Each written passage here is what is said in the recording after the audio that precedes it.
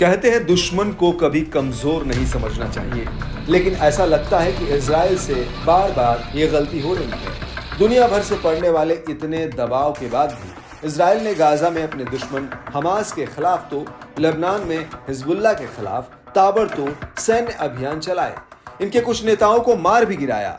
इसके बाद भी इजराइल के ये दुश्मन कमजोर होते नहीं दिख रहे हैं।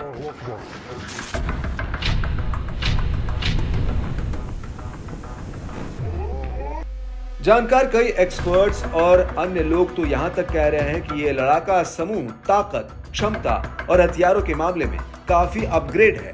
गाजा में की जा रही इजरायली हिंसा के खिलाफ यमन की सेना और वहां के हूती समूह ने भी हमास के समर्थन में लाल सागर में समुद्री जहाजों पर हमले कर रहे हैं।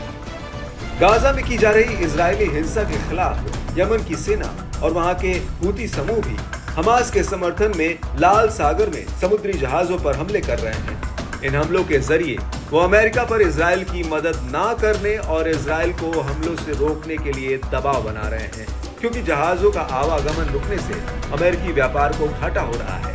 इस बीच एक शीर्ष अमेरिकी अधिकारी ने जो बात कही वो इजराइल के लिए चिंता वाली बात है। उन्होंने यमन की सेना के हथियारों और उनकी क्षमता पर आश्चर्य व्यक्त किया है।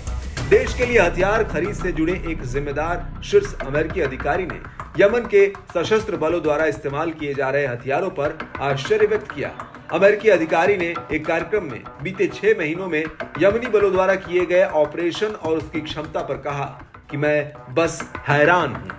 उन्होंने कहा कि इनके पास आधुनिक मिसाइलें और अन्य हथियार हैं जो कुछ भी कर सकती हैं। उन्होंने कहा कि वे एक इंजीनियर और भौतिक विज्ञानी हैं और अपने पूरे करियर में मिसाइलों के ही आसपास रहे हैं, यानी वो यमनी बलों के हथियारों की ताकत और क्षमता से अच्छी तरह से वाकिफ हैं। उन्होंने कहा कि यमनी सेना डरावनी होती जा रही है।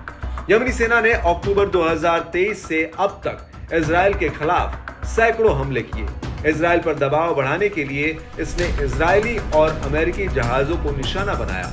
इसके साथ ही यमन के सैनिक तट पर अमेरिकी सेना के जहाजों को भी निशाना बना रहे हैं। अमेरिकी जहाजों को यमन इसलिए निशाना बना रहा है क्योंकि गाजा में इजराइल जो कर रहा है उसमें अमेरिका ही उसकी मदद कर रहा है। अभी हाल ही में यमनी सैनिकों ने अमेरिकी नौसेना के खिलाफ 2 ऑपरेशन चलाए। पहले ऑपरेशन में क्रूज मिसाइलों और ड्रोन का इस्तेमाल करके अरब सागर में अमेरिकी पोत पर हमला किया गया। दूसरे ऑपरेशन में बैलिस्टिक मिसाइलों और मानव रहित वाहनों के साथ लाल सागर में 2 अमेरिकी सैन्य वाहनों को निशाना बनाया गया। रिपोर्ट के मुताबिक दूसरे हमले में यमन की सेना ने कम से कम 8 drone, 5 anti ship ballistic missile और एंटी शिप क्रूज मिसाइलें अमेरिकी सैन्य वाहन की तरफ दागे गए। यमन ने बार बार कहा कि जब तक गाजा और लेबनान पर इजरायली हमला बंद नहीं हो जाता और गाजा से घेराबंदी नहीं हटा ली जाती है, तब तक उसके सैन्य अभियान जारी रहेंगे।